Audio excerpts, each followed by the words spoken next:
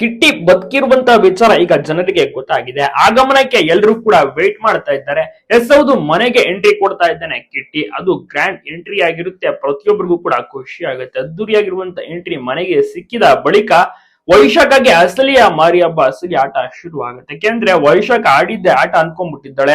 ಮನೇಲಿ ಬೇಕಾಬಿಟ್ಟಿ ಅವ್ರಿಗೆ ತೊಂದರೆ ಕೊಡೋದೆಲ್ಲವನ್ನೂ ಕೂಡ ಮಾಡ್ತಿದ್ದಾಳೆ. ಪಾಪ ಸತ್ಯ ಯಾರಂದ್ರೆ ಯಾರಿಗೂ ಕೂಡ ಗೊತ್ತಿಲ್ಲ ವೈಶಾಖ ಎಷ್ಟು ಕೆಟ್ಟವಳು ಅಂತ. ಕೇವಲ ಕಿಟ್ಟಿಗೆ ಮಾತ್ರ ಗೊತ್ತಿರೋದು. ಆದ್ರೆ ಕಿಟ್ಟಿಯ ಕಥೆಯನ್ನ ಮುಗಿಸ್ಬಿಡ್ತಾನೆ ನೋಡಿ. ನಿಜಕ್ಕೂ ಕೂಡ ಕಿಟ್ಟಿ ಕ್ಷಮಿಸಿರ್ತಾನೆ ವೈಶಾಖನ. ಹೇಳೋದು ಬೇಡ, ಸಿಕ್ಕಾಕ್ಸೋದು ಬೇಡ ಅಂತ ಕ್ಷಮಿಸಿರ್ತಾನೆ. ಆದ್ರೂ ಕೂಡ ವೈಶಾಖಗೆ ಆ ನಿಯತ್ತಿಲ್ಲ. ಆದ್ರೂ ಕೂಡ ನೋಡಿ ಈ ರೀತಿಯ ಒಂದು ಪರಿಸ್ಥಿತಿಗೆ ತಂದಿಟ್ಬಿಡ್ಲು ಕಿಟ್ಟಿನ. ಆದ್ರೆ ಕಿಟ್ಟಿ ಈಗ ಸುಮ್ನೆ ಬಿಡೋದಿಲ್ಲ. ನನ್ ಮೇಲೆ ಯಾರೆಲ್ಲ ಇದ್ ಮಾಡೋದು, ಮತ್ತೆ ನಮ್ಮ ಕುಟುಂಬಕ್ಕೆ ಯಾರೆಲ್ಲ ತೊಂದರೆ ಕೊಡ್ತಿದ್ರು ಅವ್ರ ಮೇಲೆ ಎಲ್ಲರ ಮೇಲೆ ಸೇಡನ್ನ ತೀರಿಸ್ಕೋತೀನಿ ಅಂತ ಇದೀಗ ಕಿಟ್ಟಿ ವಾಪಸ್ ಎಂಟ್ರಿ ಕೊಡ್ತಾ ಇದ್ದಾನೆ.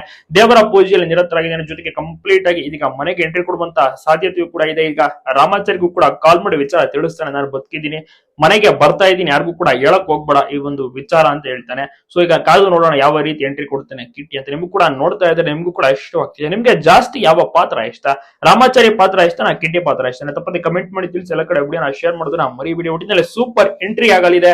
ಪ್ರತಿಯೊಬ್ರು ಕೂಡ ಎಂಜಾಯ್ ಮಾಡ್ತಾರೆ, ಇಷ್ಟಪಡ್ತಾರೆ.